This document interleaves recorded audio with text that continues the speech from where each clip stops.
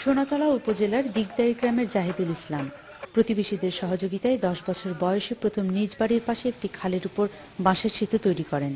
সেই থেকেই শুরু। জেলার শিবগঞ্জ, সোনাতলা, গাবতলী ও সারিয়াকান্দি সহ বিভিন্ন এলাকায় নিজ উদ্যোগে তৈরি করেছেন প্রায় 650 বাঁশের সেতু। খালি ব্রিজে বানাইনি, 50টি রাস্তা বানাচ্ছি মানুষের সহযোগিতায়।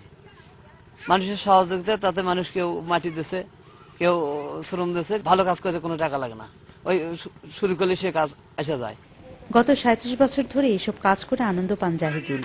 শুধু সেতু নির্মাণই নয়, গ্রামের রাস্তার পাশে ও বিদ্যালয়গুলোতে লাগিয়েছেন নানা জাতের ফলজ ও বনজ গাছ। এ কাজে জাহিদুলকে সহযোগিতায় এগিয়ে এসেছে এলাকাবাসী। সবসময় নানাভাবে সাহায্যের হাত বাড়িয়েছেন তারা।